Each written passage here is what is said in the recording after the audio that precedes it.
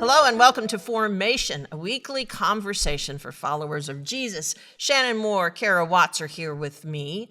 My name is Renee Hoke, Yay. and we love to have you join us for this conversation. We have been reading some wonderful chapters in Richard Foster's book about prayer, finding the heart's true home, because this Formation series is about shaping ourselves spiritually and learning as we go, and it's about a lot of different disciplines that make up the spiritual life. So prayer should be right at the top of the list. Yes, that's an important one. It's you one think- of the first ones we learned, don't you think? It is. As a child? I was thinking as we got ready for this about teaching my two sons, Ben and Andy, to pray. And I think this particular kind of prayer that we're talking about in this episode almost is kind of the beginning for us. And it's petitionary prayer. A petitionary prayer is what? When you're asking for something. Asking for yourself. Right. Things that you need, is what I things need. that it's very focused. And so I was thinking about Ben and Andy and saying their prayers with them before they went to bed at night, and help me to be patient, help me not to hit my brother, to be polite, whatever we were working on in terms of their character became part of the prayer. And then there were prayers for other people, for teachers and for grandparents and lots of pets. And Oh, yeah. so there were all kinds of prayers. But petition is when we ask God for something that is important to us about ourselves. What's the first thing you think of when you think, maybe not in a positive way, about petitionary prayer? That it's kind of a selfish prayer. What do you think? What are you thinking? Yeah, I think that could be, it could turn into that. It's all about me, sort of. Right. This is here's my shopping list of Right. things, my Santa Claus list that I'm Yes. asking God for. I think that's the natural way that we all look at petitionary prayer. But Kara's got something from our chapter that she's going to read to us. Listen to this. This is Richard Foster encouraging us to place more value on petitionary prayer. It says, "We must never negate or demean this aspect of our prayer experience. Some have suggested, for example, that while the less discerning will continue to appeal to God for aid, the real masters of spiritual life go beyond petition to adoring God's essence with no needs or request whatever. In this view, our asking represents a more crude and naive form of prayer, while adoration and contemplation are a more enlightened and high-minded approach, since they are free from any egocentric demands. This, I submit to you, is a false spirituality. Petitionary prayer remains primary throughout our lives because we are forever dependent upon God." So to think, I appreciate that validation for asking for ourselves. It isn't a lesser form of prayer. It is a different way that we're in conversation with God. Yeah. And it's important. Richard Foster says God loves to hear about what's important to us, Right. I find it interesting that this comes so late in this book as well. because it seems like a basic. Because we talk through all of those, the essence prayer, and of just getting to that place in which you're just kind of in one with God, and that's our goal. And yet, at the end of this book, we come back to, but we are dependent upon God, and therefore we must ask. I think that's wise. It's a very wise. It is wise, and I move. wonder how many things we don't get around to discussing with God if we dismiss Yeah. this whole level of what is so about our lives and what we struggle with and what we hope for. All of that would be wonderful material for a prayer. And if we skip that conversation, if somebody close to us in our families skipped that conversation with us, we wouldn't know that person very well. Right. We wouldn't share the walk together very much if that wasn't important. That's a good point. Yeah. Yeah. And I think that, often we are so fearful of only asking, and even in groups having conversations about prayer and we kind of skip this part because we want to get to that, what we consider the higher, esteem of prayer. We're like prayer snobs. We are, know? and to hear that, no, you are dependent upon God. That is such an important part of what we do. That's really meaningful. And I think that there are some groups, different ways of practicing faith where this is really important. And it can feel like, oh, well, that's not as important. Well, bless their hearts. Yeah, but it's not Their that. prayer is so simple. And I Right. think maybe the fact that we give less value to petitionary prayer is just an indication that we don't really understand I think that's a great what that way. form of prayer is all about. Right, and how to do it well. So one of the best known petitionary prayers is the Lord's Prayer. Let's listen to the words and think about, there's a couple of other dynamics in this prayer in addition to petition. So if Shannon's going to read it for us, or if you want to just recite it for us from one of the many translations I could in do your either. brain. And then let's talk about where the petition falls in this prayer that Jesus taught us. This is from the Sermon on the Mount. So this is from Matthew chapter 6. Jesus says, "Pray then in this way. Our Father in heaven, hallowed be your name. Your kingdom come, your will be done on earth as it is in heaven. Give us this day our daily bread, and forgive us our debts as we also have forgiven our debtors. And do not bring us to the time of trial, but rescue us from the evil one." So where is this begins and ends with something other than petition. What is the beginning and ending? Well, the beginning is adoration. And at the very end, Um, back to the kingdom again. yeah. So adoration at the beginning and end, and then in the middle, very basic requests. Yeah. And what Richard Foster does in this chapter is talk about, give us this day our daily bread. Now, I don't know why. I really have to say that when I read this chapter, it told me something that I'd never considered before about that sentence. I know that represents simplicity. I know as I pray that every Sunday in worship that I think it's about the basics. It's about what I really need for my daily life as opposed to things that I might want. It's about simplicity. But Richard Foster suggests in his book that also gives us permission, if we're praying for daily bread, we can pray for a close-up space in the parking lot. We can pray for whatever basic thing, and maybe even as we are in this conversation with God, we do a little inventory on it. Having that kind of prayer open allows us to consider what it is we really need and what we're longing for and what we're struggling with. That if we can pray for daily bread, we can pray for a whole variety of basic needs. Well, and something I read very recently about this prayer in particular is after the daily bread, where it asked about forgiveness of debts. Many of us, did y'all grow up saying trespasses rather than debts? I Yes. did too. And I love to say that word. I like how it rolls All off the the S's. tongue. But one of the things that I read recently was that the Greek word, and I'm not a Greek scholar, so I'm taking this commentary's word for it, but that it is financial debt. It's the word for financial debt. And so that in this prayer, it's like something else we're struggling with. Yes. Take this from me and give me the strength to forgive the debts of the people who owe me. It's hard. That's a big thing, but it's also life-changing, Yes.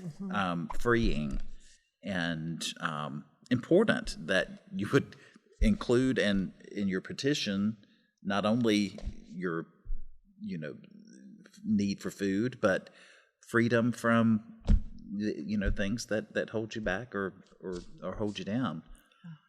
Very, very basic but profound. It's so basic that it means a lot to our lives and the quality of our lives, and all of this is important. Talking about simple but profound, ever since you started talking about this today, I keep thinking about that prayer that many of us learned as children when we went to bed at night. And I think nowadays there's an updated version of it, but it was, now I lay me down to sleep, and then I pray the Lord my soul to keep, a petition. If I should die before I wake, I pray the Lord my soul to take. That is a profound prayer. To be in God's hands no matter what. Yep. And I know, as I'm just speaking for myself, I know, and Kara, I'd love to hear you talk about this a little bit from the children's ministry perspective. I understand that sometimes that has scared children or alarmed children. For me, I always felt very safe saying that prayer, that no matter, no matter what happens, God is keeping my soul. But can we talk a little bit about what? I think it just depends. I mean, I think it depends on the child. I think it depends on when a prayer like that is started. Sometimes, probably when you started learning that prayer with your family, you probably didn't think a whole lot about what the words meant. And so it was already a part of your, just who you are, your self-liturgy, your self-spiritual walk, even early on, so that when you were thinking about it, it was a comforting thing. It wasn't something that now you look at and go, well, wait a minute. We're teaching that to children? Nightmares. But I think that, to me, one of the things that's so important for families to do is to pray with children, and teaching children. That's where we learn. I mean, yes, we pray at church, but often when we're praying at church, we're doing these larger group prayers, and we have moments to encourage kids to sit quietly and pray and give kind of some specifics. Ask God to, or what are some things you're worried about or thinking, that go along with whatever we're talking about, but. At home is where you really learn how to do those petitionary prayers. And so to even model what that looks like for children, I think is an important thing. And if we get caught up in, as an adult, my prayers need to be really different, then we're missing opportunities for our kids to do that. And so even thinking about this, I'm like, we need to practice doing some of this more in what we do, but and to model what that might look like, and whether it's the prayer, the now I lay me down to sleep prayer, or some other prayer that you create. There's so many beautiful, simple prayers. It's just the doing it and the hearing it and the knowing that that's just part of the rhythm of our spirituality. And I think that Jesus also, before in the preface, as he's describing what he's about to pray, he says, "Don't heap up empty phrases."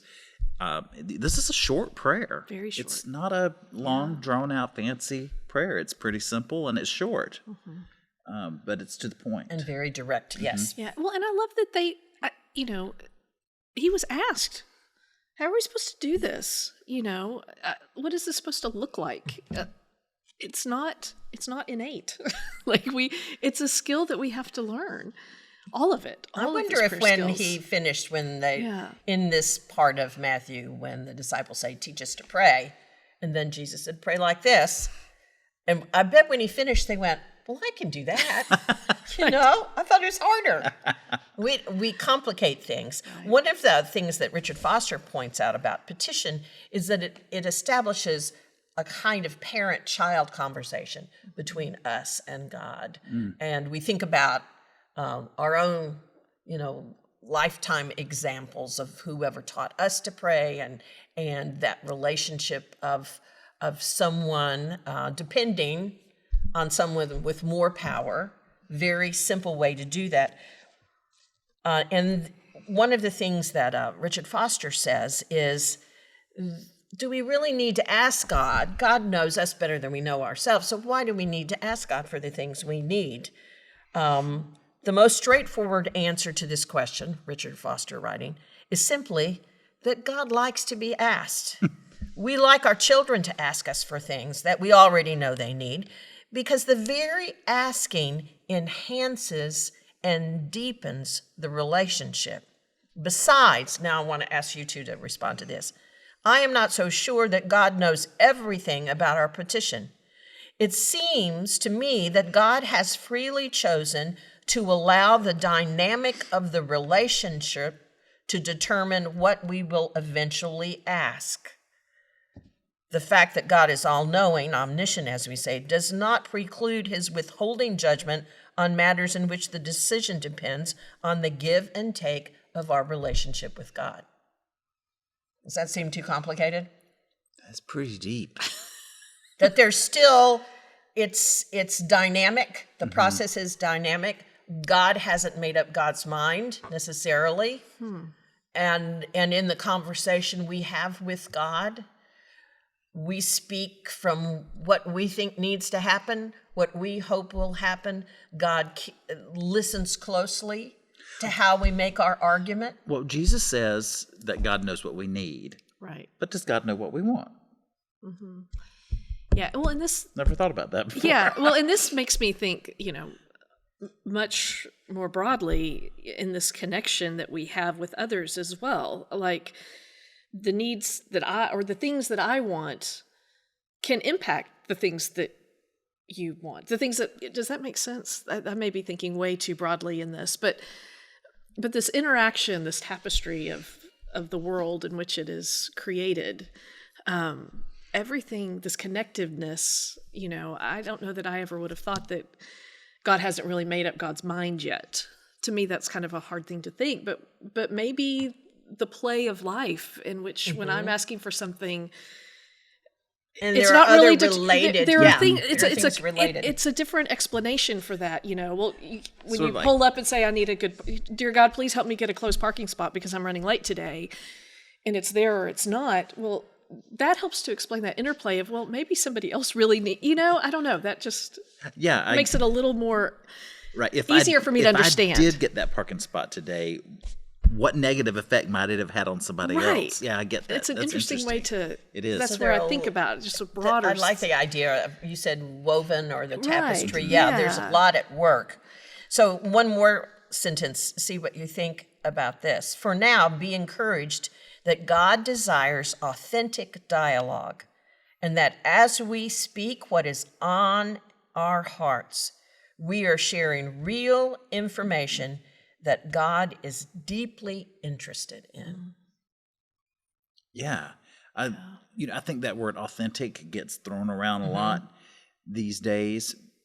But, I've always found whenever I attempt to pray publicly without having prepared something beforehand, that if I'm thinking about what you're going to think about what I'm saying, Right.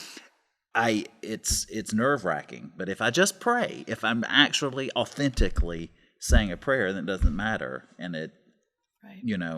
it's not, I think that authenticity, whether it's a public prayer but especially a private prayer, why would we try to hide? And why would we censor ourselves? Why wouldn't Right. we? God should be the very one that we can be authentic with. Mm-hmm.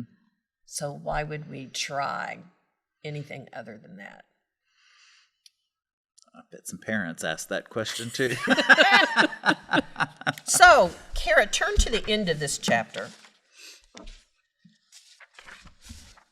And at the end of each of these lessons in different styles of prayer, Richard Foster offers a sample prayer.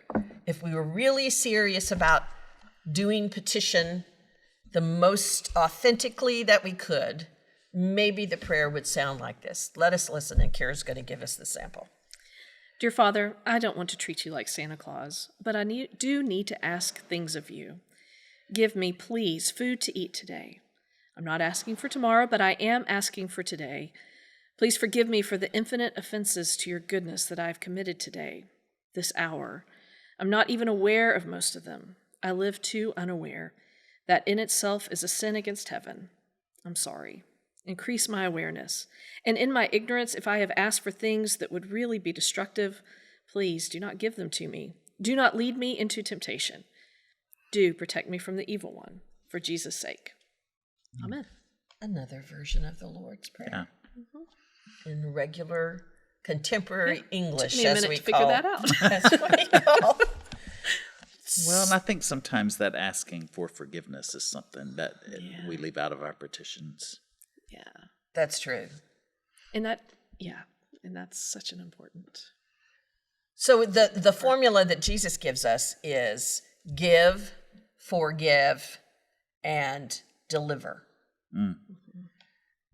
Give us our daily bread. Forgive us as we forgive others, and deliver us from evil. Do you ever pray? Do you include in your prayers to be delivered from? I would like to be delivered from cultural polarity problems. I would like to be delivered. There's some stuff That you'd like to be around delivered me from. that I would like to be. Think about it. Yeah. Think about it. Yeah. You know, I would almost yes. I won't go further with that because that'll just stir something up. So never mind. Deliver us from that. All of that. So yes. maybe we just close our prayer thinking about what we could use less of in our lives and how we can be part of the solution, how God might use us. Petition. Are you thinking maybe you'll be more petitionary when you pray tonight? Yes. And by the way, Lord, about that election that's coming up next month, I hope we're all praying for ordinary, important things all around us, and not censoring ourselves, Yeah. not That's the editing. thing. Authentic. So Authentic. just to be who we are, because God is very interested in who we are. God wants to hear from us.